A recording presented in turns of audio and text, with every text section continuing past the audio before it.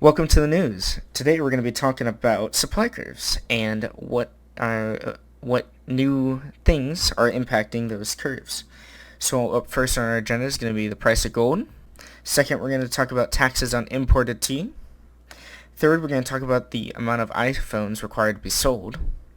And lastly, we're going to be talking about a new robot which increases the production speed for iPhones. Thank you, and here we go. Up first in our newscast, we were talking about the price of gold and how that was affected. So the way that became affected was the price of gold ended up going up, and our supply is lowering. So as you see, the S2 line is high, and that was the original price of gold, which could be like $6. It was about $6 a week ago. And now that it's gone up to $6.50, our supply is going to go down, and it's going to meet our demand at EQ1. And now our supply has gone down for the price of gold. Our second topic today is going to be our taxes on the imported tea. So as you see in our supply curve, taxes went up on our tea. Therefore, our supply is going to be less, and our overall, we're not going to have as much because there's more tax on the tea. So our original supply, when the taxes weren't imposed, and it was only a 10% tax on the tea that was imported, was much higher than when our second, which became 15% tax on the tea, our supply too. So therefore, we're going to have less supply of the tea because it's going to be more inefficient for those suppliers to ship those goods.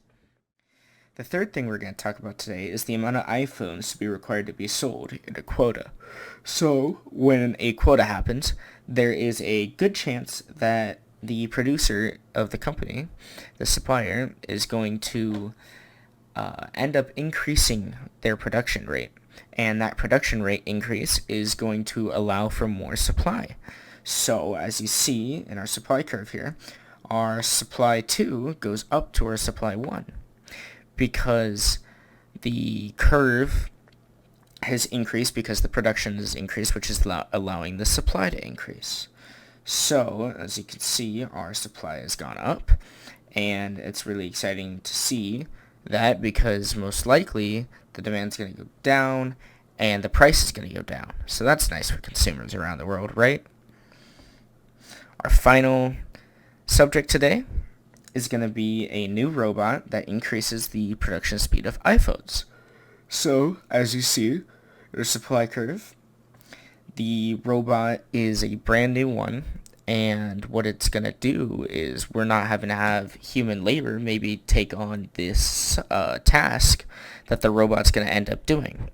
And the robot is more efficient. You don't have to have it have lunch per se.